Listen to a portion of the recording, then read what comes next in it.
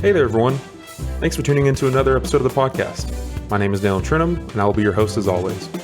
Before we get started with today's episode, I want to let you know of a few things of note. First, you may or may not be aware that I host another podcast called The Third Seat. The Third Seat is unrelated to the podcast you are listening to right now, but if you'd like to check it out, then I will put a link in the description of today's episode that you can use to listen to it. If you like this podcast, then I really think you will like The Third Seat as well, so I highly recommend you check it out. Next, I want to let you know of a few ways you can support the podcast. First, be sure to tell a friend if you enjoy the show. Word of mouth is not only a great way to help support the show, but it's also zero cost. Secondly, if you enjoyed today's episode, then be sure to leave a 5-star review wherever you get your podcasts. Leaving a positive review is one of the best ways of not only supporting the show, but it also gives me direct feedback from you regarding how you feel about the show overall. I greatly appreciate if you decide to take the time to support the show in any of these ways. Finally, if you'd like to follow me or the show on social media, then feel free to check out the description of today's episode.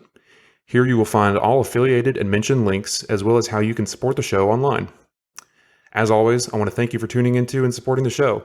It really means a lot to me, and I hope you enjoyed today's episode as much as I enjoyed making it for you.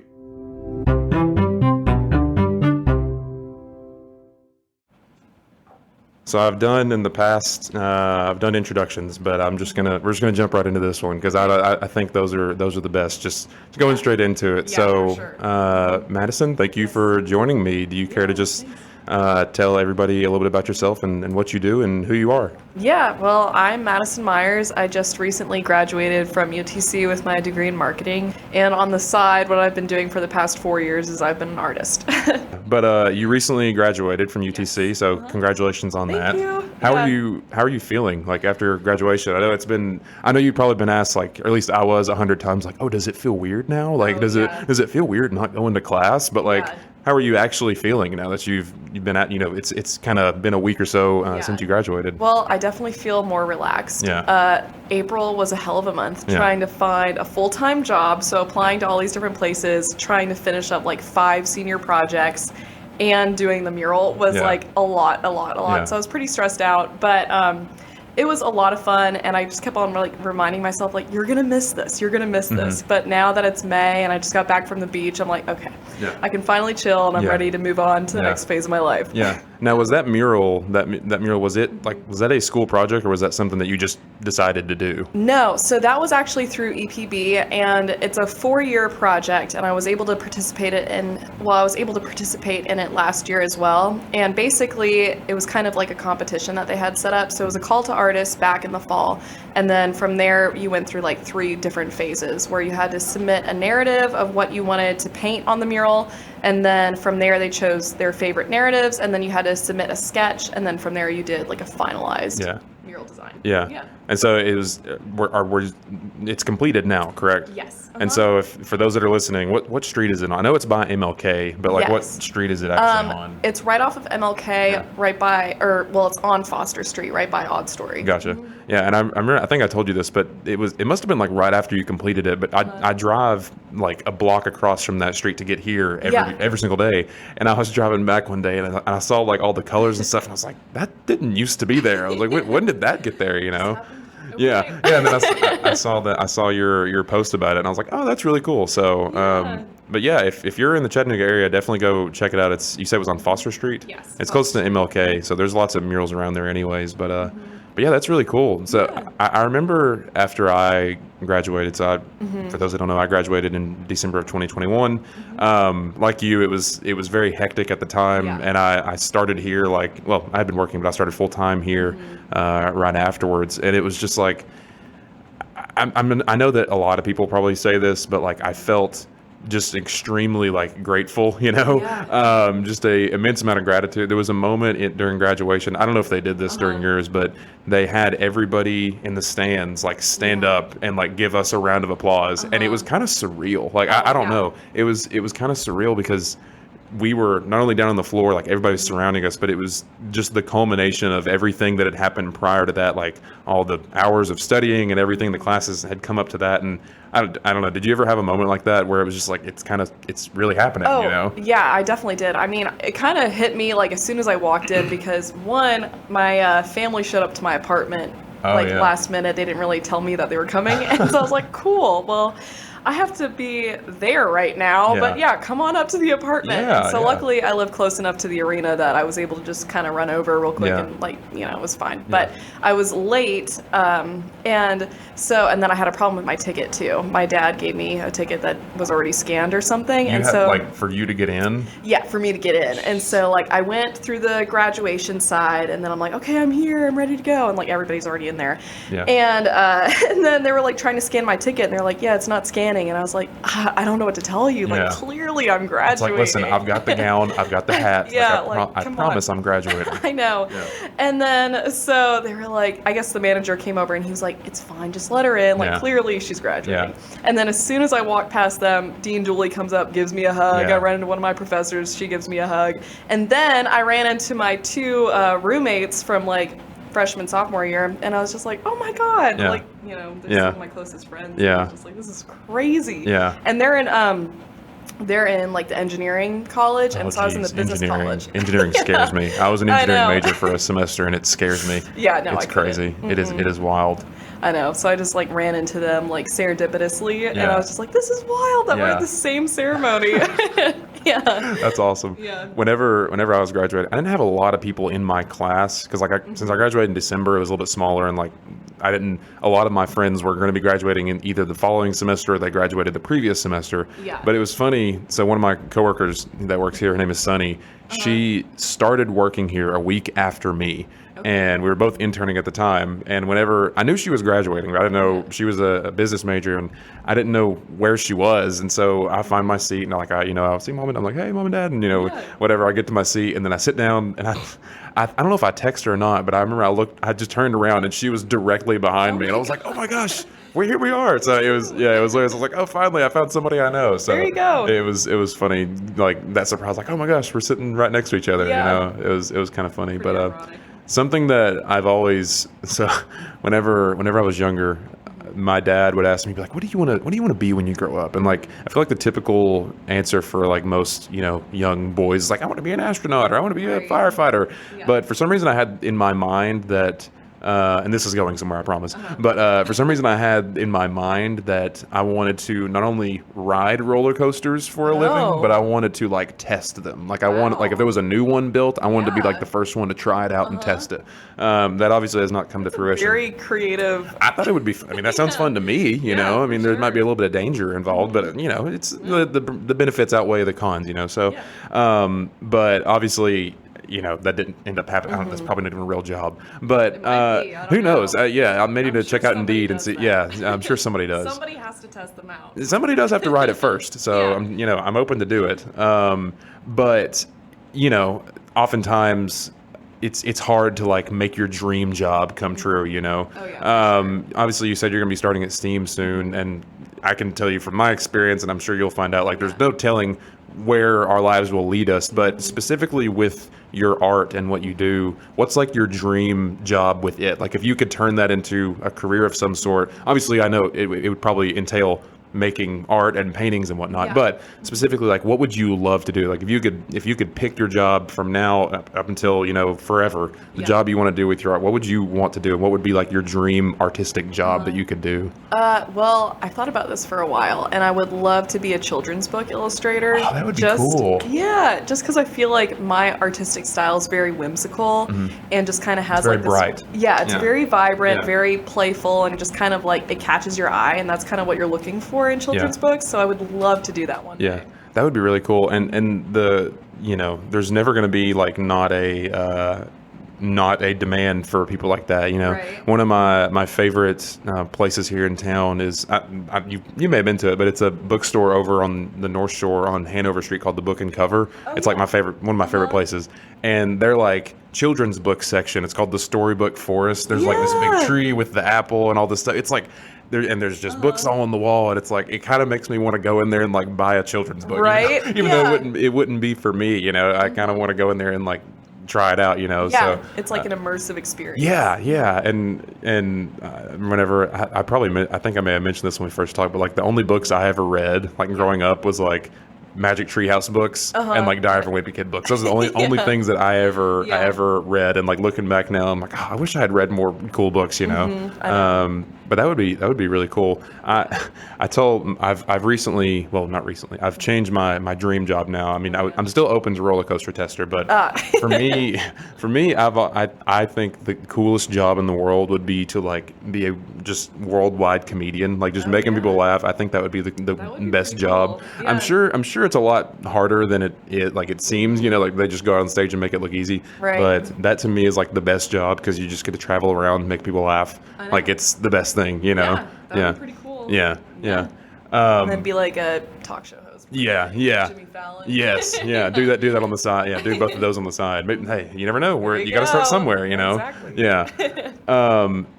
So speaking of books, actually, I just started reading a book about the life of Jimi Hendrix. Jimi Hendrix is like one of my, probably, if not my favorite, like one of my favorite like guitarists. Like I've never been able to play the guitar. I tried when I was younger, but he's like one of my favorite guitarists. One of the reasons why I love just him as a guitarist is it seems I don't know if you've listened to much of his music, but whenever he plays, it almost seems like there's no structure to it. Like he's just in a weird way, like he's just kind of making it up as he goes along. But it's such a fluid expression of him. I don't know how to explain it. It's just such a... It's like free flowing. Yes, exactly. That's the best way I can explain it. At least that's the way it seems. Yeah. And for me, being a very non-artistic person, like I'm not great. It takes a lot of will for me to like draw something, you know, or to do anything like artistic.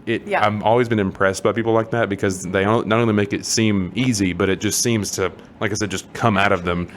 Is that it's obviously probably different for you, but is that something that you ever feel like whenever you're making a painting, you're thinking about what you want to draw or paint next, like, is it very for you like by the numbers, like, oh, this is the technique I need to use, or is it just kind of you go up and just let it kind of come out of you? I know that sounds weird, but I totally think it is something that just comes from me, and that's kind of how I even got into visual art because like all of middle school I did like band and stuff. I hated it, but I was forced to. So, but I remember taking like Art 1, and our first project was surrealism, and I was like, that is my favorite like art genre. I know, same. I can't paint it, but I love it.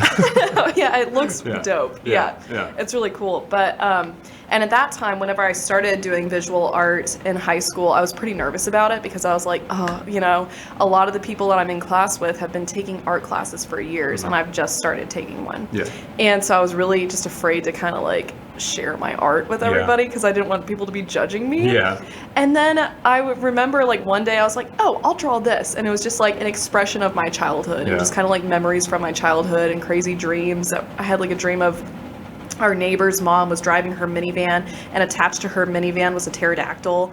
And so I drew that. And so like me and my childhood best friend are riding around on a pterodactyl attached to a minivan. Yeah. And I was like, this is a perfect idea for this project. And so I pretty much drew that. And then from there, my Art 1 teacher was like, yeah, you need to be put in AP art. And I was like, okay, well, we'll see how this goes. Yeah. And so for me, I definitely feel like I came to visual art, to painting just pretty naturally. Yeah. Like it was just something that I was pretty good at. And it just kind of felt like for me, it is something that I feel first. And then I paint it, you know, like I have an emotional attachment to it. No, I get that. Cause like for me, it's like, I'm like to a fault, a very practical person. Like when it comes to like giving gifts, I'm not like, oh, give me a new, like, I kid you not, for Christmas, I'm not like, oh, give me a new pair of shoes. I was like, I want a new food processor. Like that's what I something I'm really going to use. And so when I see people that are very creative and can, make art, in my mind, I'm like, how did they? I'm very like by the numbers. Like, how did they do this technically? But it just, like you said, it almost like it just comes out of you. I know there are techniques to it. I did take art in high school, so I'm aware there are like techniques to it. But I don't know. I just think it's the coolest thing because again, I am not a very artistic person, and so I see even like the paintings you did and the mural that you did. It's like, I would not know where to even begin. Like I wouldn't even know how to get the different shades like of anything. It's kind of crazy, Do you ever have moments where like when you finish, you look back and you're like, oh, like I made that. Like I did that. I know. Yeah, it is definitely for sure. I mean, it is really cool because like when you're working on a mural, you're so close to the wall and you're like up on a ladder and for me, I look at my phone for the reference picture and then I paint it. And then whenever you take a step back, you're like, wow, I did a lot more than I thought I did. Yeah, it's like I did that. I did that. I know. Yeah. And it's kind of crazy because, like, I don't know, that's that idea of, like, you know, obviously in order to paint a mural of, like, unless it's like a really small mural, I guess, you know, if you were gonna, or like a great example is, like, you know, I forget the guy that made it, but the Mount Rushmore, like the president's, like the president's faces, like that took so much, like, deliberate, very precise work, you know, but when you zoom out, it's like this seamless picture, you know. Yes. And you wouldn't think, like, I remember we talked about that a lot, and whenever I was in art class in high school, and, like, they were talking about how precise it was, and how, like, you know, the guy that ran it, like, he was very he was very specific with what he wanted, I guess, you know. And to me, as somebody, like, on the outside looking at that, I'm like, I don't even know how you begin with stuff like that. It's just kind of crazy, you know. What for you is, like, what's your creative process like? Like, do you, or you may, I don't know, you may not even have a process to it, but, like, do you, whenever you're going, not just like, oh, I start with blue, but, like, you know, is there something that, like, inspires you, or, like, something that you do prior to painting a mural that, like, really gets the kind of creative energies going for you, I guess, if that makes sense? Pretty much. Well, I mean, I have a lot of paintings that I've done around my apartment that I wouldn't say are really inspired by anything. You know, they're just kind of, like, there, and I just pretty much always try to be creative. But for my murals, and specifically the ones that I've done for EPB, the first one that I did of the interracial couple dancing in front of the Bessie Smith Center was, like, an actual experience that I had. And so pretty much the story behind that was, one of my friends, my sophomore year of college back in 2019, this was, like, right before the pandemic happened, they used to do shows out in the front of Bessie Smith, and he was playing there, and so me and my friends went to go watch him play, and then there was this interracial couple dancing, like a black woman, white man, and they were older too, which was pretty, I don't know, I feel like nowadays you see a lot of younger interracial couples, but you don't really see that many older couples. And so that was pretty much what struck me. I was like, wow, you know, and they were just so in love with each other. And it like took me back, and it took everybody else back too. And I just, like, that memory really stood out in my mind. And then whenever I heard about the EPB project, about, you know, carrying on the history of the MLK area, I was like, well, this is a perfect idea for that. And so my thought process with that piece was, I wanted it to be as colorful and as vibrant and as fun as possible, because I wanted that to represent their love for each other. And then I also have, like, a lot of movement in that mural, and I wanted that to kind of symbolize the music that was going on, because I didn't want to explicitly paint the music. I just kind of wanted you to be able to feel it through the painting. And no, I get exactly what you, in that sense, like, I 100%, because specifically talking about, like, music, like, for me, there are certain songs that I know, like, if I listen to it, it'll, like, get me up, and, like, I'll have not like a reaction, but I'll have like an emotional response to it, and I'll sit there and be like, should I listen to this? Like, is this the time for this right now? You know, so, like, I get that, like, you know, you want to bring that out in that painting, and from what I've seen of it, like, it's so vibrant, it's so full of life, and I'm as you said, that was a deliberate choice of yours, but it really goes to show, it just highlights that it's such a cool, thank you. It's a great painting. Is that the only two murals that you've done in the area, or have you done other ones? I have done like around 5 or 6 other ones for ETC. I'm losing count now. You're at this, No, I'm not at that point yet where I'm like, I don't know how many I've done. But I've done several for UTC. I did one for UTC Outdoors, and then a few for the College of Business. And then I did one for a daycare last summer, which was awesome. It was like an interactive mural on the ground. So it was pretty much kind of like a trail where you had to, like, hop on one foot, and then, like, it was like a creative map that they had to follow across the concrete. And so I did that one. But yeah, the Sandy Bell mural and the interracial couple dancing are the only two that I have downtown. Is the Sandy Bell one is the one you're talking about on Foster Avenue? Is that what you said? Yeah. Okay. Yeah, Foster. I almost said Fraser, but I was like, I know that's not the right avenue. So what were the ones you did for the College of Business? I'm curious. So I did a corner mural. Well, basically the story behind that is that I got asked by the dean's advisory board and their marketing team to paint murals in Davenport Hall whenever they were renovating Fletcher. So they gave me pretty much the whole building, and I only got to do the first floor, really, or part of the first floor because of COVID. But I did a mural of Fletcher Hall on a corner, which was pretty neat. And then I did a portrait mural of Gary W. Rollins. And then I also did like this kind of traffic flow mural that like carried you through the hallway, and then it led into, this is the one that got stopped halfway through. It was supposed to be the different College of Business graduates walking through Chattanooga and then through New York City, San Francisco, and like all these major cities.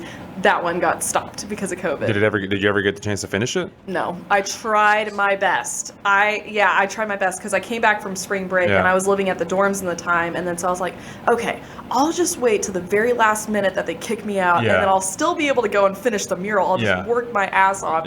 And then so, I mean, they shut down campus, and then so I remember one day I just like showed up and I was like, hey, Dean Dooley, is it okay if I just go paint? Like, I got all my paints right here. Blah, blah, blah. It'll be fine. I'll wear a mask. No one is in the hall. And they're like, oh yeah, that's fine. And then they were like, wait, no, this is not. I had to leave. So you've done paintings like for UTC, like not just for the heck of it. Like you did some. Like I was hired. So how did they like? Obviously, did you take art classes at UTC or anything? Well, okay, so because you were not like an art major, like you were marketing. No, I thought about it. Yeah, marketing. I was really thinking about doing graphic design and marketing, and then there came a point where I was like, I don't really want to be in school for 8 years, so I kind of have to pick between the two. Yeah. You don't want to be in school for 8 years? Some people do. Yeah. And more power to them, but not me. No, not me either. No, I don't blame you. I barely made it through the 4. Literally. Same. I had a lot of moments when I was like, I don't know if this is for me. I don't know if this whole degree thing is really for me. Yeah. So, no, I got you for sure. Yeah. But I'm sorry, what were we talking about? Well, just how they got in contact, like, because I guess it didn't really hit me until now, like, you know, you weren't like an up and coming art student or anything. So like, how did they even find you, like, to do these things? So pretty much the reason why I am a marketing major, or was a marketing major, is because I got to do the Business Living Learning Community my freshman year, which is now called the Rollins Scholars. But I was in it the last year before it became Rollins Scholars. And the people who I did that with were also on the Dean's Advisory Board. And so whenever they were, pitching this idea of doing a mural project for the College of Business in Davenport, my friend Rachel was like, hey, you should talk to Madison. She's a business major and a good artist. So that's pretty much how I got picked. From there, it's just history. Yeah. Except for the one that hasn't been finished. I know. Well, that one's not there anymore. Is that one? So what did they do with that one? Well, it's very sad, but they painted over all the college business ones because... So they could paint over it, but they couldn't let you finish it. Yeah, I know. We can talk bad about them now that we're finished. We don't have to worry about any ramifications or anything. There we go. Off air. Yeah. That's the thing is, like, so I was a business major as well, but I set foot in Davenport one time, and it was to meet with my accounting professor to tell him that I didn't want to be an accounting major anymore. That was the only reason why I ever went in there. So I never saw these. So oh really? Yeah. I may have to see if I can make a trip back or anything, but yeah, that's I mean, I don't know. To me, that would seem a little surreal, like getting asked by UTC, like, "Hey, would you come paint something for us?" Like, it definitely felt like a surreal experience. I mean, it's really funny looking back because the murals that I've done recently in the past 2 years have been so much larger than the ones that I did back then. But it took me so much longer to do the first ones, and it's because, like, after a while, you just have to have that practice and. How do you go about painting a mural? It's kind of like eating an elephant. You do it piece by piece. Yeah, one piece at a time. Yeah.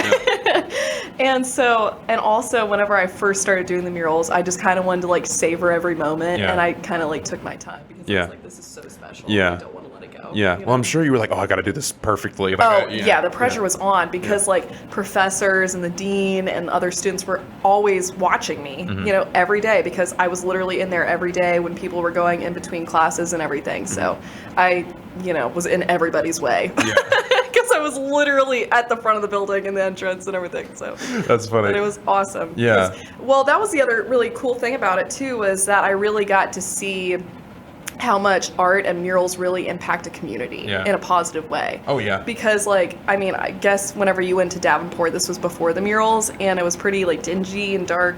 So this is the thing. Whenever I went to Davenport, and this is going to be boring for anybody that's not even a UTC student, but, like, I had to go up to, like, the top floor. And so I walked in, and took an immediate right up the stairs. I didn't see anything inside. Yeah. So Well, I did paint that first area, so it may have been, I'm trying to think. I think it was before COVID ever was like a thing. So it may have been prior to when you started, but I've slept since then, so I couldn't tell. It's fine. Yeah. But that was pretty cool because, I mean, the reason why they wanted to do the mural project there was because they were going to be in Davenport for, like, I guess a year until the renovation was done. And nobody really wanted to work there. And it was just kind of like, you know? Yeah. And so they wanted something to boost morale and wanted, to get students excited about being in Davenport and taking classes. And so they just thought that a mural project would be the best idea for that. And so it was really neat getting to watch people, and even people telling me, they're like, I'm always looking forward to going into class because I get to see your progress on the mural and everything, and it's just like more colorful every day, which was really cool. So did they keep the other ones? Like you said, you didn't finish part of it. Did they keep like the other aspects of it? No, they painted over all of them. Well, it's because they technically weren't allowed to do the mural project. They what? They weren't allowed to do the mural project through. I don't know. It wasn't the College of Business building, and so they couldn't keep the murals there because it wasn't the College of Business anymore. Yeah. I hope that whoever's listening can hear my confused face, because it is pretty confusing, but yeah. You still got paid at the end of the day, though, I'm assuming. Oh, yeah. Of course. That's all that matters. Yeah, and that's something that I've also come to learn, too, because, like, whenever I was doing art in high school, like, I would do a lot of art projects for free. Yeah. And, doing these murals, I've gotten quite a bit of publicity recently, and people have reached out to me. I saw you in the news. I was like, oh my gosh, like I know her. I know her. I talked to her before she was in the news. She's gonna be on my podcast. That's funny.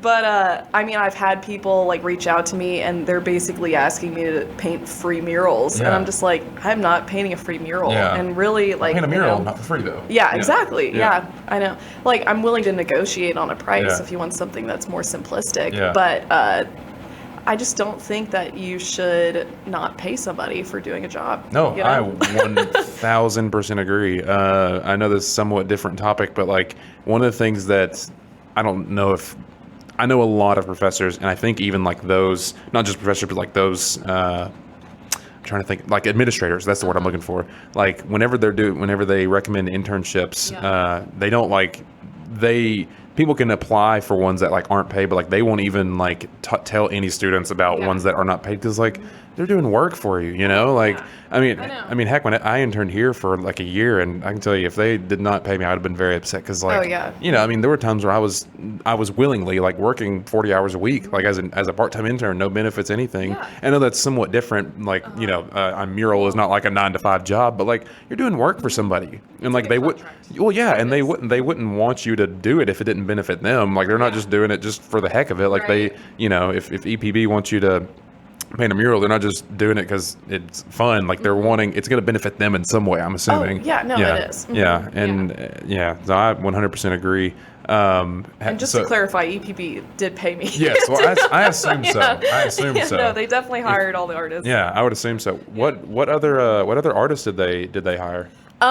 They hired all local-based artists, and I mean, they hired, I think, either 13 or 12 other ones. I think I might be the 13th one or something this year, but last year they did 9, and so they're going to hire another set of artists for the other 2. Is this like a program they do or something? Like a yearly, they hire X amount of artists or something? Or is this just kind of sporadically they hire artists just for the fun of it? Well, I think they came up with this project idea in COVID. I mean, it's on their substation. So the substation on its own is not very pretty, you know? And so they wanted to cover it with murals, and they wanted it to be beneficial to the community and everything. I've seen the substations like all around, but I never knew that was like, I just thought that was people just painting on them just for the fun of it. No, I never knew that was through EPB or anything. Have you done any of those? Any of the substations or anything?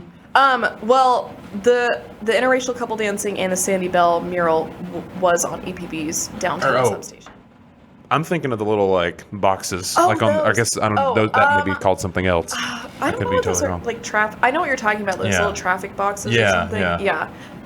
No, I thought about doing one of those, and then I never followed through with it. No, I don't blame you. But that reminds me, do you know where the donut wall mural is? Yeah. So I don't know if, I'm assuming it's in like collaboration with them, but it's kind of like a bit of like a Chattanooga staple icon, I guess, if you want to call it that now. Because like people, even my parents coming down here for graduation, they're like, "Oh, we want to go see the donut wall," and like it's literally just a building and a parking lot. Like it's kind of weird, but it never hit me that parking lot is attached to a bakery. Like I know. and it literally like it was like a month ago. Somebody was like, "Oh yeah, we'll go down to the bakery where the donut wall is," and we were like, "Oh, what's that for?" And they're like, "It's for the bakery, duh." And I was like, "There's a controversy behind that. What's like it's not actually for the bakery." Oh, it's not. And I think like I'm not from Chattanooga. I'm from Nashville. I'm not either. Oh, yeah. I'm from like an hour up the road. There you go. Yeah. But there is, I don't think that it was for the bakery, and it caused some issues. Oh, so it's like a hot topic, like a hot issue. Or it was a hot topic. Yeah, it was now. It isn't anymore. Yeah. That's funny. I just assumed it was for the bakery because, like, you know, it's once I put two and two together, I was like, oh, they sell donuts and it's a donut wall. Well, like, that makes sense. You yeah, know? I think that was the issue with the mural because it was like free advertising for them, but it wasn't intended to be. Yeah. So that's weird. Well, yeah, I guess that building is probably like I don't know what that building is used for. It could just be a broom closet for all I know, but maybe. That's funny. You mentioned earlier that you said surrealism is your favorite art style or art movement. Yeah, so I was like, what's the correct word here? And I'm glad you mentioned that because I forget when it was. It was earlier this year. My girlfriend and I went to the Hunter Art Museum for the first time. Which, if have you been there before? I've actually taught yoga there before. You did? That Artful yoga. That's awesome. What area of the building was it in? Well, I've done it outside in the front area, and then I've also done it inside by all the windows and everything facing the river. Yeah. No, that place is so cool. We went in there and it was funny. We walked in and we were going to pay and we walked in and they said, "Yeah, our systems aren't working, so we'll just let you guys in for free." So we were like, "Oh, you sure? You sure?" And they're like, "Yeah." So we were like, "Okay, well we're just gonna go in." But I walked in there and like obviously, you know, I said I took art in high school, but that was years ago. Yeah. And when I was walking around, my favorite ones were the surreal, like surrealist paintings. I don't know whether to call them surreal paintings or surrealists or whatever. But the ones that were of the surrealism genre, those were one of my favorite ones. And now that you said that, I think of was it Salvador Dali that did surrealism? Yes. Okay, I was like, I don't want to be incorrect here. But like I can see now after seeing some of your murals and stuff, like how that genre or movement of art like inspires you, or I don't want to say affected you, but like that's I can see how you really influence. That's the word I'm looking for. How it influenced you because the thing that I've noticed with a lot of famous surrealists, the one that I always think of by Salvador Dali is. It's I forget what it's called, but it's like this big, like old wooden ship, but the sails are butterflies. I just think I've always thought it was the coolest looking thing, but like the colors are so vibrant and there's just so much happening in it, you know? Yeah. I see now like how that has influenced your murals around town because as we mentioned, like your paintings are very full of life so far, you know, and they're very bright and kind of in your face, but in a good way, you know? Yeah. Not like in a bad way. Which ones? Do you have like a favorite, like artist or painting within that? Well, not necessarily. I mean, it may not even necessarily be within the surrealist movement, but like, what's your favorite artist or painting? This is gonna sound so basic, but it's Van Gogh. Hey, but he's famous for a reason. Yeah. Well, actually, Monet. Yeah. I do love Monet, and funny.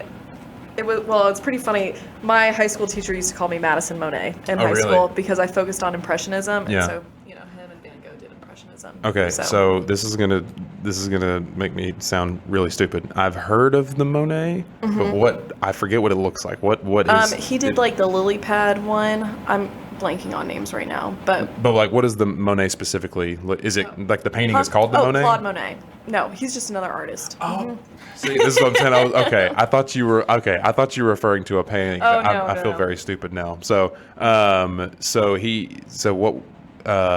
Claude Monet. What was his like genre that he was in? I think it was pretty much Impressionism. Was that also what Van Gogh was in? Yeah, and I think they've done like realistic stuff too. Yeah. But I think really what they're popular for is Impressionism. Did Van Gogh? He did the Starry Night. I don't know if it's one starry or two starries, but whichever one. Did he do that one? Mm-hmm. Yep, he did. One of my teachers in high school. It wasn't, surprisingly enough, it wasn't my art teacher, but they had a tie that was Oh yeah. I think it was the librarian actually. I think it was him. He had a tie that like was that painting. Oh, And yeah. it was That's like neat. yeah, and he would always wear it and I'd be like, "Hey, I've seen that before." And Yeah. it was really cool to see that. But Yeah. yeah, the thing about I don't know what it is about surrealist paintings. Like they're obviously very surreal, but there's like so much. At least in the ones I've seen, there's just so much happening, like in kind of yeah. weird ways. But there's Like, how just does this go together? yeah, Yeah. like the one that stood out to me at the Hunter Art Museum. I took a picture of it on my phone because I was like, I need to look at this more. But it was like just so many different objects, like in these different ways, like they were all kind of morphed into each other in different ways. And you know, the famous one by Salvador Dali is the one with the clocks. I forget the name of it, but yeah. I'm really bad with names. yeah, I'm like, what's the name? But I'm sure you've seen it, the one with Yeah. the melting clocks on it and stuff. Like that's the famous one because for whatever reason, but it's very weird. Yeah, it is very good. It's much better than anything I could ever do. But it looks so real. It's almost like the way that I saw it was described online is like it's like something you'd see in a dream. You know, Yeah. like it feels very real, Yeah, but it's dreamlike. obviously not. You know. Yeah. And that's just really, I don't know, that I've always thought they're very cool. If I could paint, I would love to paint Right. surrealist paintings, but it's not something that comes naturally to me, you know? Yeah. Yeah. Well, everybody has different forms of creative expression. Yeah, and that's the thing I've been taught, which I try to tell myself that. You know, it's like I'm just creative in different ways, which you know I guess it is, but it always frustrated me. One of my friends growing up, his name was Brandon. He was extremely like creative, and he could draw, he could paint, he could do all this stuff just like in his sleep. It would amaze me, and I would go over to his house sometimes, and we'd hang out, and he would just have like these sketches of things that he just like drew in just for fun, and I would sit there and be like, so you did this? And he was like, yeah, I just did this. And I was like, did you have like a sketchbook or something? He was like, no, I just said I wanted to draw a robot, or I just said I wanted to draw like a this, that, and the other, and so I did it. And I was like, how? What do you? I'm like, what? like he would be like, yeah, I would just think about what it looks like in my head, and then I would draw it down. And I'm like, I can think about what a tree looks like, Yeah. but it's hard to like actually do that. yeah, you know? it reminds me of. Do you ever have? This is gonna be a very weird question, but like, do you have trouble drawing hands? Like, I always hear that's like a very tough thing to draw, which seems weird because Drawing hands, we have hands. faces, Yeah. Oh my god, faces Yeah. freaked me out. I remember like, because I was not that great at drawing faces, Yeah. and then I painted that portrait of Gary W. Rollins, Yeah. and it took me a minute to get it right. Yeah. And I was just like, oh god, like how's this gonna turn out? Yeah. I was so nervous to paint that one. Well, his name but- was also on the building. Yeah, so I'm sure so you're like, it had I to want look good. Yeah, I was like, and I it want had to to make be a. at the very front of the building. Yeah, too, yeah. so. Was it like it was like a lifelike painting? I'm assuming. No, Oh, it I wasn't. can show you a picture of it Yeah, actually. because I was thinking it was just like a almost like a picture, you know. Yeah, no, I'm not. That's not. I don't really care to paint realistically, just because I feel like it's kind of boring. Yeah, And I want to yeah. paint fun things. Yeah, So yeah, it's exactly. all blue. Oh wow, that's actually really cool. It's in, like 4 different shades. And they painted over this? Yeah, I know. Isn't it sad? What did they paint over this with? Just like White paint. One of them they had to paint over with black paint because I think it was too colorful. okay, listen, UTC. If anybody is listening at UTC, this is ridiculous. I can say this now that I've graduated. You can't take my degree away from me. That's so They good. haven't mailed me mine yet, though. That happened to me as well. I remember, okay, whenever I graduated, like they obviously didn't give us our degree yet, and I was like, it was funny. I was like, I'm glad I have a job, because if I was having to apply somewhere, I'd be like, I graduated, but I don't have my degree yet. Right. And for a while, all I had was just an email on my phone saying, congratulations, you did it. And I was like, okay, do I need to screenshot this and keep it like in a Your frame? receipt? Yeah, I didn't know how to feel about it for a while, but Yeah. that's such a shame. I know. I feel like it's more work to paint over it than it would be just to have somebody finish it. But, yeah, I know. Or to leave it, yeah. Yeah, I don't know. Well, I'm sure there's like, rules and regulations. Yeah, about it, but rules are meant to be broken. It's okay, yeah, but that's unfortunate. So you painted that, and you painted. Did you say you painted a picture of building of Fletcher? Yeah, also kind of in that style. I chose to do all of my UTC, not all my UTC murals, but the ones for the College of Business in the blue and gold colors, because I just thought that was appropriate. Yeah, here's that's fairly appropriate. This is the first one that I did Oh my too. gosh, that is so cool. Thanks. Yeah. I wish that if whoever is listening to this, I wish you could. This is what it's like to be on the. I'll listen to podcasts all the time, and they'll be like, for those that can't see what we're looking at right now, it's like but it's like that's so. It's a okay. I'm gonna try to describe this as best I can. So Fletcher Hall, it's the business building at UTC. Obviously, we know this, but it's a very like. I don't know what this. It's a big like. It's what you would imagine a. Prominent. Yeah, it's what you would imagine a college building to look like. It's brick, and everything. It's beautiful. It is a very pretty building. Yeah, it is a very beautiful building. But like it's that on the corner of a wall in a hallway, but it's like bright blue. And I noticed you use these colors on your recent mural, or use colors similar to this on your recent mural. Is this like your kind of color palette that you like to use? Pretty much, yeah. Very like bright colors. I get all my colors from Home Depot. So. We're not sponsored by Home Depot, Not sponsored, but shout out to Home Depot. Yeah, shout out to Home Depot. They've been very helpful. That's funny. Throughout the years. Yeah. Whenever you go to paint shop, I guess, or to color shop, do you have like you can get very specific with colors. Like you can say, oh, I just need blue, or you can be like, oh, I need like cerulean blue or like cyan blue. Like, do you get very specific with them whenever you're buying, or do you just kind of go pick out one and say, whatever this is? I go and I pick them all out myself, and it's pretty funny because like the 2 murals I did recently for EPB, I just used like little sample cans of paint because I have so many colors that I don't need like a full gallon or anything. And so I remember like one guy was like, what are you doing with all these sample cans? And I was like, oh, I'm painting a mural. He's like, oh, that should have been like, sense. I'm building something. What do you think I'm doing with paint? I know. It's like, I need that one, and they, it's like all the colors of the rainbow too. So it's not like I'm painting my own house. These colors, but one day I would love to do that. Yeah, well, paint some murals in my house. I can get a house. I would say whenever you get one, I mean, you do it. It's up. Nobody can paint over at that point. So that's true. Yeah. Whenever you go and like, so again, this just shows like I don't even know how to begin with things like this, but whenever you go and maybe it's different each time, whenever you go and buy the paint, do you already have an idea of what you want it to look like, or do you just go and say like, oh, what looks good today? Like what like how does that process work for you? Well, pretty much my process before I got my iPad, I would just draw everything out of my sketchbook, and then I got my iPad, and then I drew everything in there because it's just so much easier. Yeah.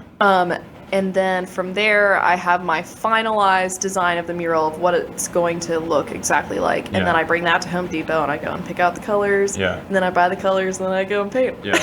Have you ever I've seen, obviously you've shown me pictures of the work that you've done. Have you ever had any that like, because I mean with a mural, like you can paint over it and probably wash it off somehow, but like once you've kind of started, you kind of have to commit to it, I'm assuming.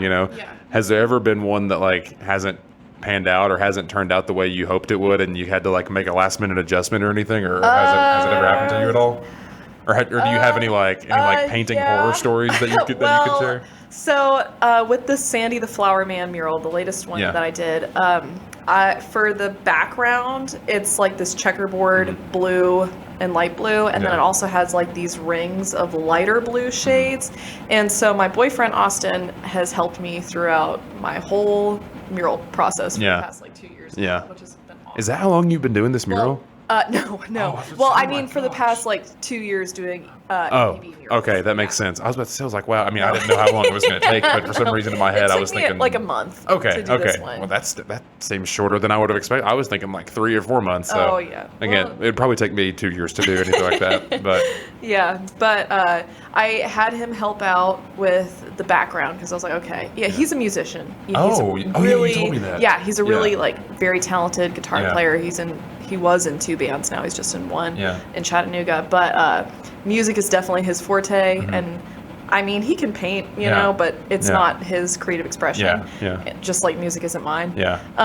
And so I was trying to get him to help me with the circles, and he just kind of didn't listen to what I was saying. And I feel bad for saying this because he's been such a help, but I mean, I had to do it myself because I could see it in my mind, but it was really hard for me to have other people help me because it didn't make sense to me. No, that is literally, I know exactly what you're talking about. That's the way that I am with like decorations, you know, like I my apartment, like I have decorations in it, but I'm very easy to please when it comes to decoration. I'm not like, I'll have like a few things up, like, okay, works for me, I'm good. And so like if I ever have to decorate, or if I ever am decorating like a communal area, I'll be at home visiting my family like for Christmas or something, and we'll be like putting ornaments on the tree, or we'll be putting all this stuff up, and I'll just be like, okay, I'm gonna set this right there, and they're like, no, this is not gonna work. Let me just let me do it. Just I'm like, what do you mean? That's just where it goes, So, but yeah, it's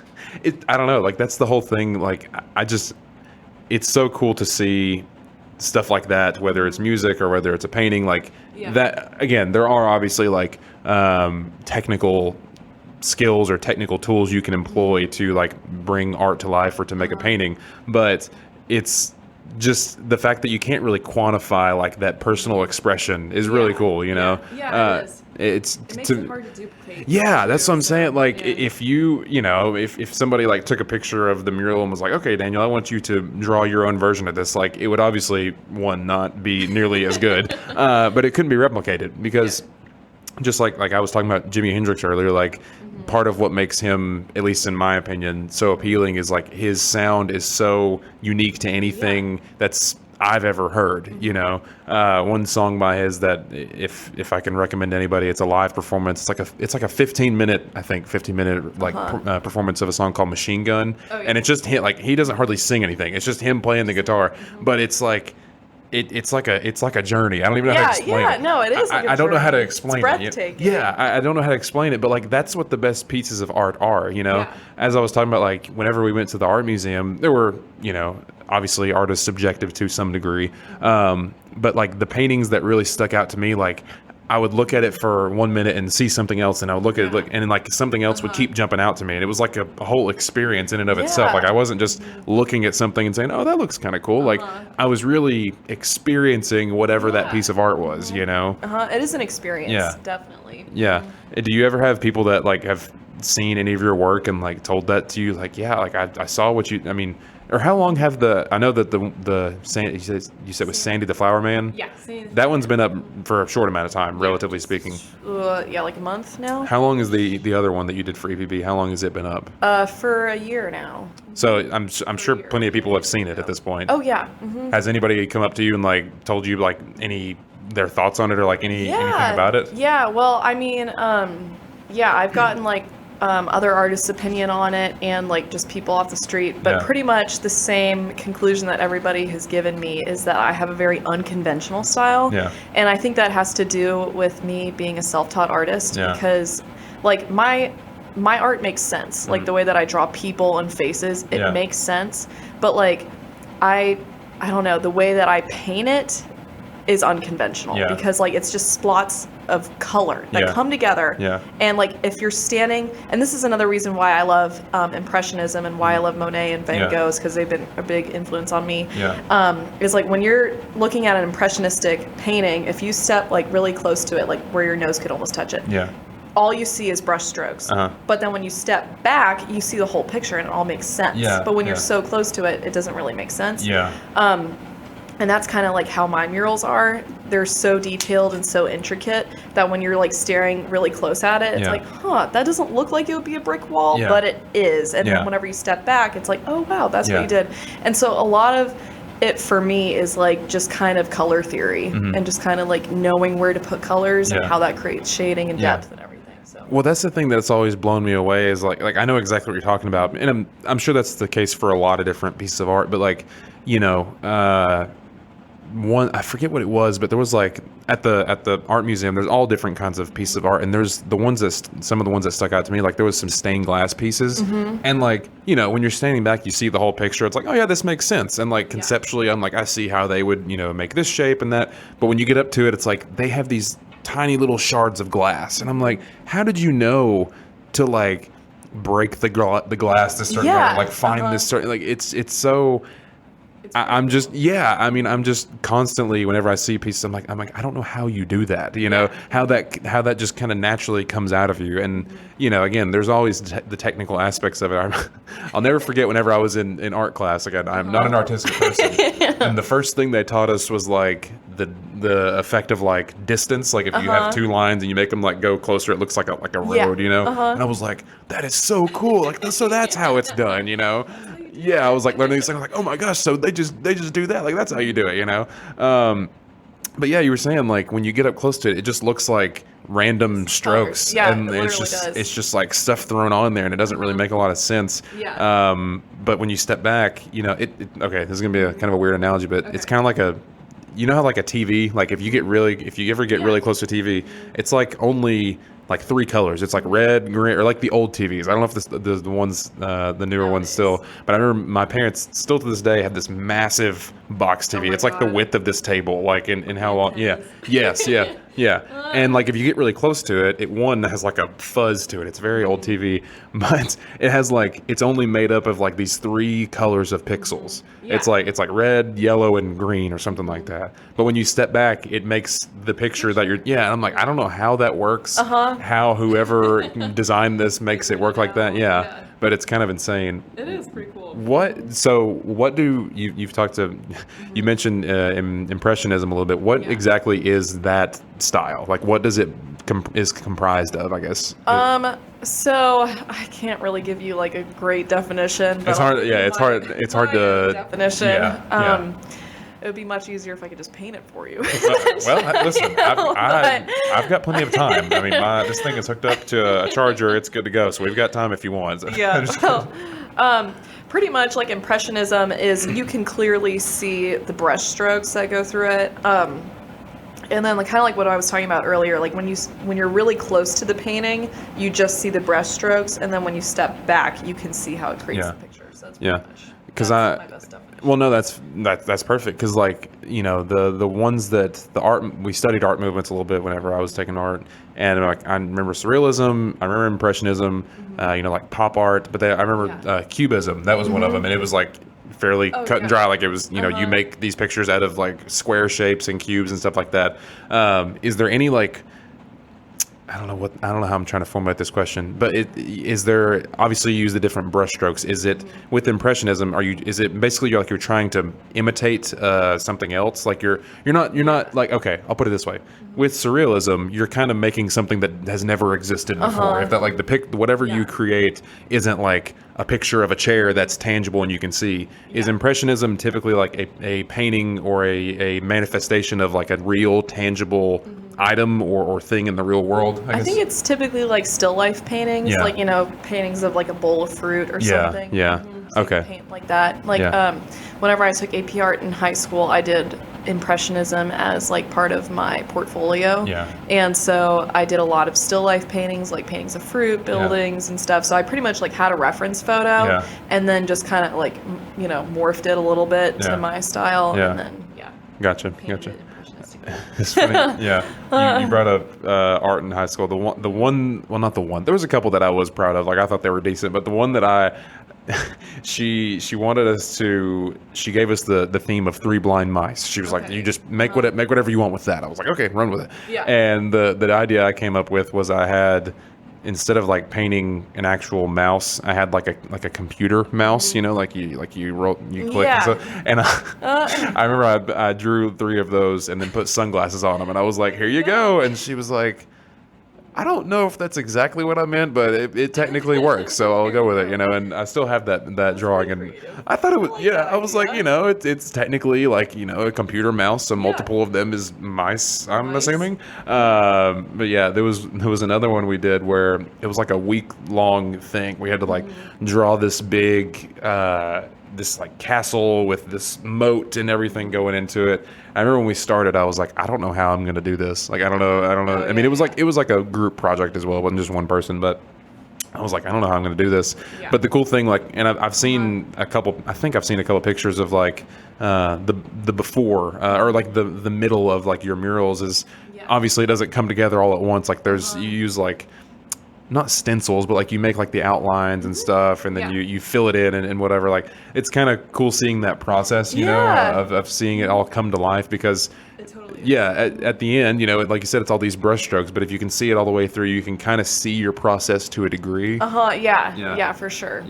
I remember, I think there's a video of the interracial couple. There's a video that I saw. You may have, I think you posted it on LinkedIn or something. There's a video of that, and it was like midway through it, and it was cool seeing just that process, because again, I don't have a creative bone, at least in that aspect. I don't have a creative bone in my body, so I'm like, oh, that's really cool to see like her process, Yeah, I was terrified to do that one because it was my first one downtown. Yeah. And I was just like, it has to look good. Yeah. It has to be perfect. Yeah. And did they give you so that you did it all in like that was your first try, I guess, is the best way to put it.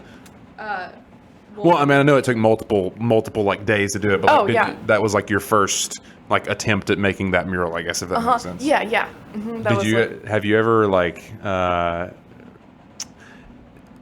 did you ever like at any point think like, I don't know if this is gonna work or anything? Like, did you ever have moments where you were like, I don't know if I need to be doing this, or like doubts about what you were doing at all, or were you just like, oh no, I'm just gonna do this, and you just did it? Well, yeah, at the very start of painting murals, especially doing them for UTC, I was like, I really hope this works out. Yeah. I really hope this looks good. Yeah. And even doing the interracial couple one, because that was really my first time kind of like coming into my own style of art, because before I felt like it kind of took me a while to develop my own style, and I feel like with the 2 murals that I did for EPB, that's like my style, and it took me a while to develop that.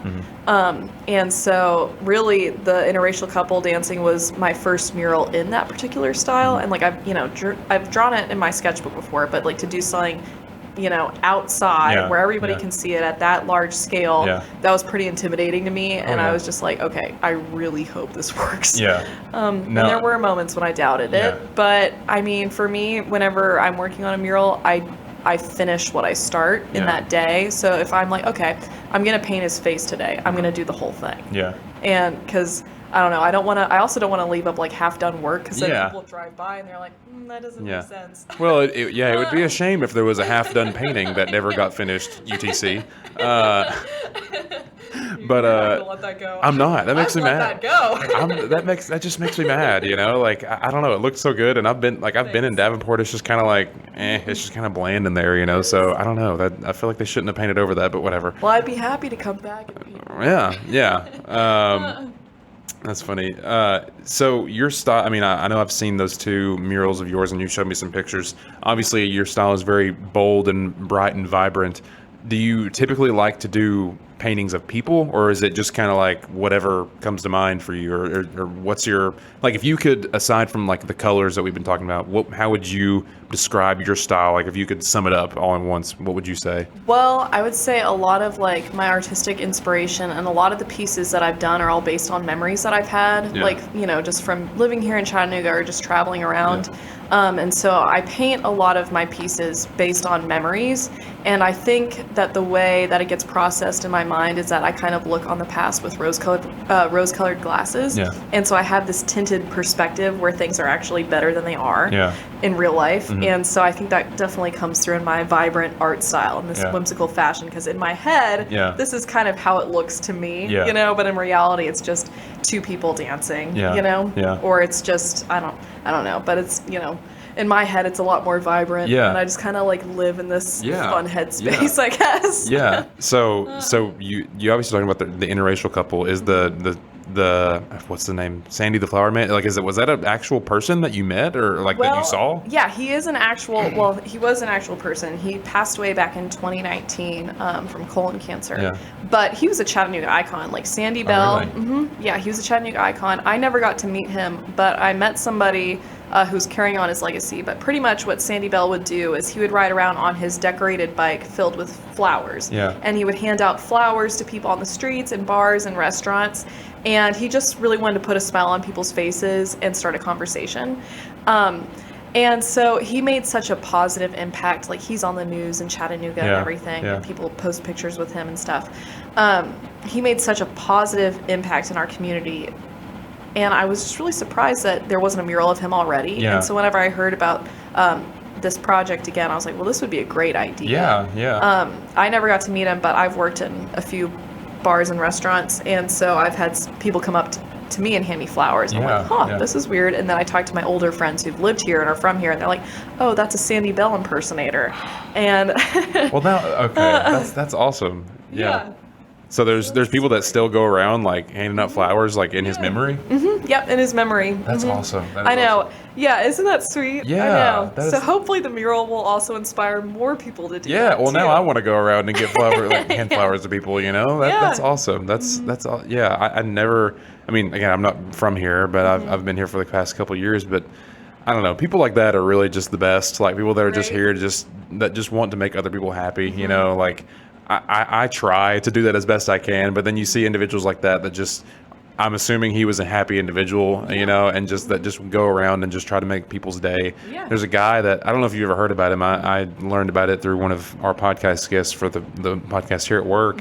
But he goes by the name of Friendly Neighborhood Fred. Have you ever heard of him before? No, I have He's not. this guy, and I don't know where he lives. I want to say maybe like Eastridge area. I could be wrong. I don't know.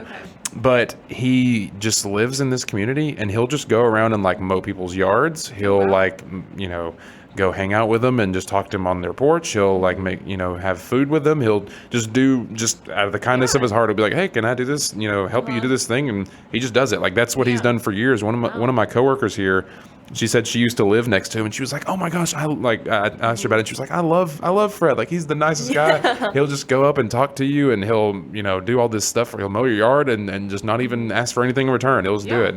And I heard about that, and I was like, "Man, I feel like I should be doing more." You know, Right? like, I know. Yeah. I hear people like that, and I'm like, "Man, I know it really is." So Well, we live in a very self-centered culture. Yeah, You know. yeah. And so it's not very common. yeah.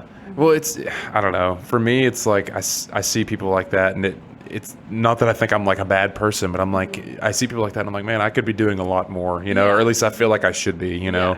And so I don't know. People like that just are the best, you know, and it's hard to quantify what those people do, and it seems, you know, his name was Sandy again, did you say? Yeah, Sandy So, I mean, Bell. I'm sure he wasn't like making money from it or anything. Like, it's not like. I'm sure people tipped him. Yeah, but I mean, but you know, you could probably be spending your time in a lot of different other ways, but doing that just to help other individuals and it really can like, and it's good for you. Like, I don't know, Yeah. for me, if I've ever done anything, like if I ever do anything to just help another individual or put a smile on somebody's face, like it's so Yeah. rewarding, you know, Oh, it's yeah. not just like a give for me, like you really do feel something in the end. For me, it's kind of like, you know, as I've gotten older, I enjoy giving people gifts more than I do enjoy Right. receiving them. I I still enjoy know. receiving a gift, but like, you know, it's like if you get that perfect gift and like they're really excited about it, there's just nothing better than that, you know? Yeah, really. Yeah.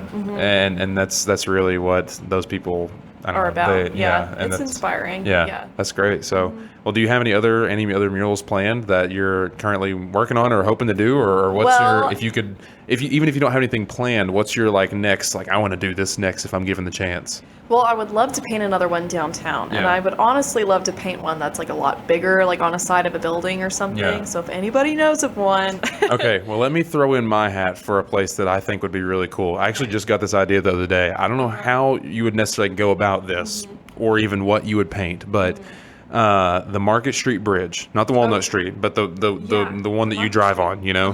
Whenever you drive across it used to be, I don't know if it still works, but like it's a drawbridge, you know? When you drive on it, there's like these on either side, like the thing that contains all the gears and stuff that turn and make it go up. It's just like this big concrete thing. yeah. And I was driving, I was like, that's kind of ugly. You know? I know, Like I yeah. was driving, I was like, that should be something like prettier, you know? Right, yeah. And I was like, but it is above a highway, like or like a road. I was like, I don't know how you would get up there. The only thing I could think of is kind of like what we were talking about. If you like did it almost like the people that did Mount Rushmore, like if you like yeah. rappelled. I mean, it's not like a huge thing, but yeah, if you like strap to it. So if you ever want to get like a little dangerous, if whoever owns that bridge would let you do it, that would be the coolest thing because like. would be pretty cool. Yeah, well, people drive that all the time, like going to North Shore and going to downtown. Like, if Yeah. you had something that was like, "Welcome to downtown," or I don't know, Right, like however you yeah. want to do it. I'm sure there's a better way, but Well, that would be pretty cool. I think that would love to be. do that. Yeah, I think. My mom actually mentioned that to me before. Really? Yeah. She was like, wouldn't it be cool if you could paint the bridge? And I was like, I think that would it be would cool. be. Well, in bigger cities, they do paint the bridges. Yeah.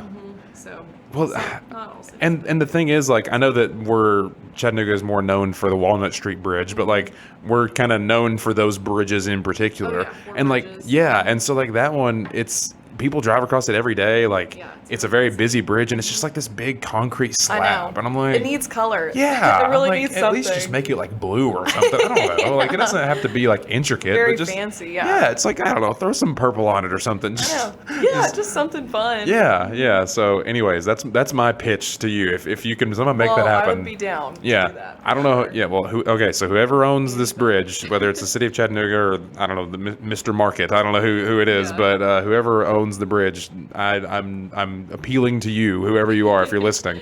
But no, I think that would be so cool because, like, Right. again, people go to and from, and it would be like an introduction to North Shore and an introduction to downtown. You know, It would that's kind brighten of how I. everybody's day. Yeah, exactly. I was driving across and I was like, it's kind of I know. boring. It's Yeah. not that fun. So That bridge also stresses me out to drive across, especially it's very when it's narrow. Yeah. Yes. It's very narrow, and whenever it's raining, especially when Yes. you get to like the metal part, it's like kind of Yes. slick. Yes.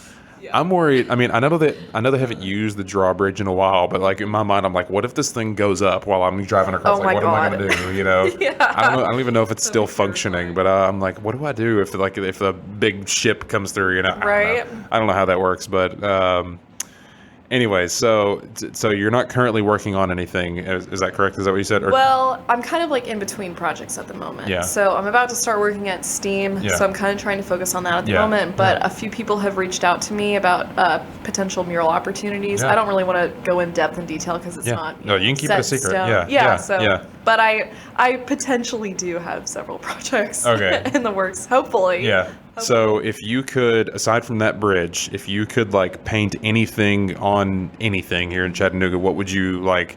Money is no object. You can, pick wherever you want. Like where and what would you paint in the Ooh. city of Chattanooga? That's a good idea. I don't know.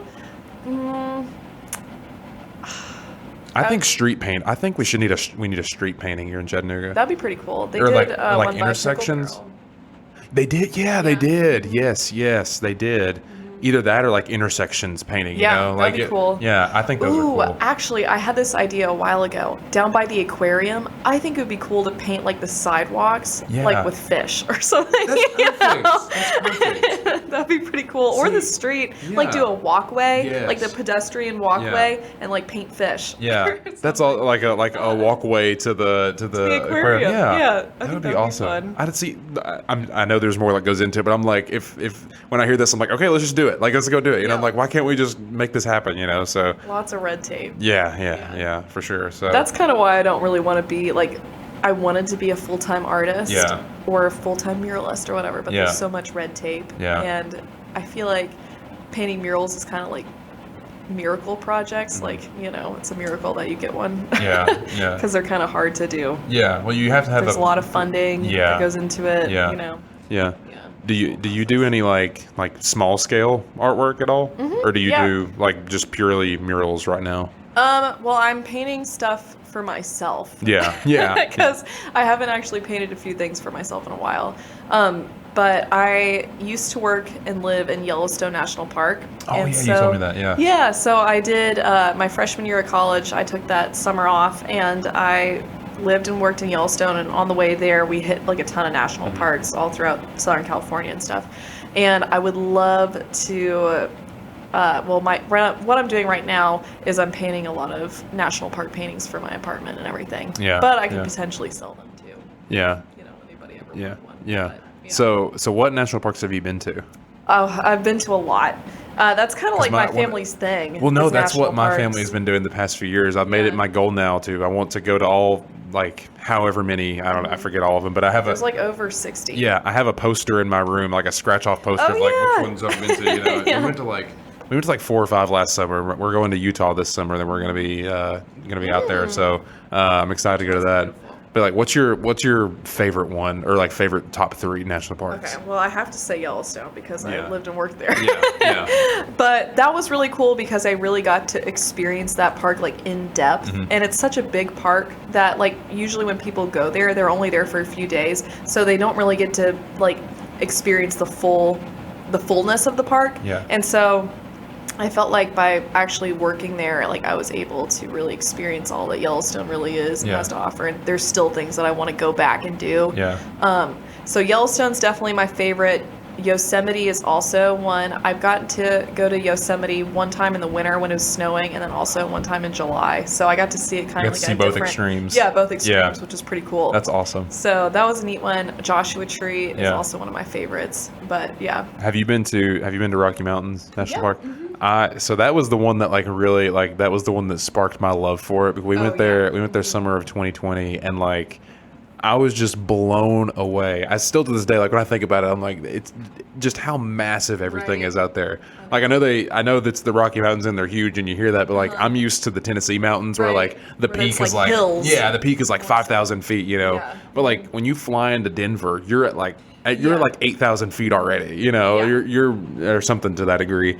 And like, then you got the mountains that go up to like 14,000 feet. I mean, I remember we were walking through this area and like, I saw like a moose or something like, which are huge. I never realized I saw a moose and then like the mountains and all this stuff. And I was like, are we on a different planet? Like, what is this place? You know? Well, it's so different than here, you know? Oh yeah. It's insane. It's crazy. And I realized it was very different whenever they were like, yeah, you got to make sure to put sunscreen on. And I was like, why? It's like 60 degrees here. And they're like, well, we're so high up in the air that like there's no UV protection. I was like, you mean to tell me we're that close? Like we've gotten closer to the sun. You know? It was funny to me. I was like, this place is insane. So I want to go back. I was very spoiled because when we went, it was during 2020 and like nobody was there. And so we had like the park to ourselves. It was wild. It was a really cool time. But yeah, we're going out to Utah this summer. I'm really excited. We're going to Zion. Love Zion. Yeah. That's also one of my favorites too. That's what I hear. Everything out there just looks huge as well from what I've seen. It's beautiful. But yeah, we're going out there, and I think we may be going to Bryce Canyon. I think that's in. Oh, Bryce is so much fun. Yeah. You should do the horseback riding through there. Oh, that sounds fun. We did that, and it was awesome. I'm gonna. Yeah, I think we're going there, and then there's one other. There's like 5 or 6 national parks in Utah. We're not going to all of them. That would take way too long. But we're going to like 2 or 3 of them, I think. And they're all kind of close together. Yeah, they're like in a diagonal line. Like if you start at you can kind of go to all of them, you know. But yeah, I just love them. I think they're so cool. We went to last summer. We went to Everglades National Park. Oh yeah, which I haven't been to that one. It's worth a trip. It's really cool. Like it's not for me personally. It's not one I would go back like all the time. But like it's like a total it's like a totally different world. Like it's just this massive swamp, and then you see the alligators and stuff there. Like I don't know. I've never seen an alligator in real life. And like you're just driving by, and the guy will be like, yeah, there's an alligator over there just chilling, hanging out, and I'm like, there's not a door on this golf cart. There's an alligator like 10 feet away from me. What is this thing gonna? And he was like, no, it's fine. It's whatever. So it's pretty crazy. But yeah, we went there. We were gonna go to Dry Tortugas, but we realized there was like a 3-month wait to get there, and we're like, okay, some of them are like lottery parks. Yeah. So speaking of lottery, we're going. Like I said, we're going to Zion this summer, and we're going to. Did you go to Angel's Landing when you were there? No, I didn't do that. I did Zion when I was little, and my mom was like, "Yeah, we're not taking the kids."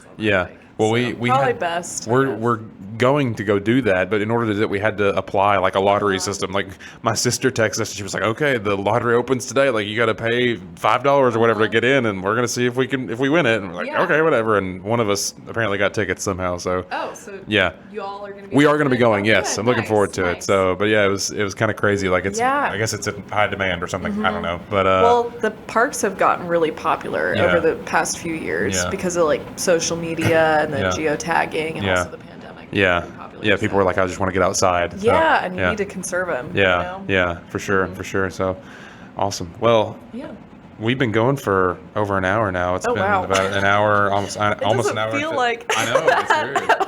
I know, it's crazy. It's funny. I've done some podcasts where it's like you look up and it's like, oh wow, we've been doing this for over an hour, and I look at, and other times you feel like you've been talking for forever, and it's only been 5 minutes. But it's funny how time flies. But it is funny. Before we finish up here, something I've been doing on each episode is I've been doing 15 quick questions with each guest. This is fun. And these are all this or that questions. So it's like, like whatever, A or B. And so I'm just going to spit these out rapid fire. Some of them are repeat questions from other episodes. Some of them are entirely new to this one. So I'm going to spit them out to you, and you just give me your off the cuff, whatever you're feeling. Okay. All right. You ready? Yep. Ready. Okay. Creamy or crunchy peanut butter? Creamy. Waffles or pancakes? Waffles. 70s, 80s, or 90s? 80s. Oh, that's a hard one, but definitely 80s. Yeah. Pineapple on pizza, yes or no? Yes. Oh, good. That's what I was going to hear. Guacamole or salsa? Oh, salsa. Okay. Who would win in a dance battle, Danny DeVito or Jack Black? Jack Black. These are all kind of all over the place. So I like these questions. I started with food. There you go. Hot weather or cold weather? Hot, for sure. The Office or Parks and Rec? Office. Mm-hmm. Eggnog, yes or no? Definitely not. Yeah, I would agree on that. Sunrise or sunset? Sunset, for sure. Do you pronounce it caramel or caramel? Caramel. Ah, see, that's I don't know how I pronounce. North. Yeah, I don't know how I pronounce it. I keep thinking about how do I pronounce, but chocolate or vanilla ice cream? Chocolate. Movies or TV? Movies. Hot coffee or iced coffee? Hot. And then this is the final recurring question: if you had to, would you rather fight 100 duck-sized horses or one horse-sized duck? One horse-sized duck. I think. You would rather take on a horse-sized duck? Yeah. Okay, now that's the last question. I want to hear your rationale. What's the I what's don't know. the I don't what's- want like 100 like duck things coming at me. I feel like that'd be way more complicated. Very overwhelming. Yeah, like I wouldn't know where to go. They could surround me. Yeah. That's funny. Okay, well, that's my 15 quick questions for you. Thank you for answering those. But yeah, before we go, I want to first off thank you for coming in. Well, thanks for I having me. greatly appreciate It's it. a lot of fun. Yeah, it's been great. It's been great. I've been really excited to start these interviews, and it's been Yeah. a privilege so far getting to meet people like you. And just thank you again. Before we go, I want to give you the floor. If there's anything you're working on, anybody you want to give a shout out to, if there's anything you want to say before we finish, the floor is yours. So Well, yeah, go for I'll it. give a shout out to UTC and EPB for being like the Yeah. main sponsors of my creative path and everything. Yeah. So yeah. Awesome, cool. Well, I know you're on LinkedIn, and that's how I got in contact with you. Do you have any like websites you're affiliated with, or are you on social media or anything? Any way that anybody can find you? I'm on Instagram. My username is Madison_Meyers MYERS 15. Nice. And then I also have a website, You do? but that's through my Instagram. So Gotcha. the URL is like so long. Yeah. If I was to give that right now. You don't have so- that. You don't have that. I Memorized? don't have that memorized, no. But Awesome. you can get it through my Instagram. Awesome, cool. Well, I will make sure to put that in the description. So if anybody wants to check out Madison, what she's got going on, go down there and give her a follow and follow along with her mural journeys. But again, thank you for coming in. It's been a pleasure speaking with you. And who knows, you're beginning to be a little bit of a local celebrity. So I'm glad I could get in early before everybody else takes you. Yeah. But thank you all again for those that are watching. Thank you for listening. I greatly appreciate your time. I hope you enjoyed the conversation, and I hope you will tune in for another episode. So, Madison, thank you, and thank you all for listening. Yeah. Bye.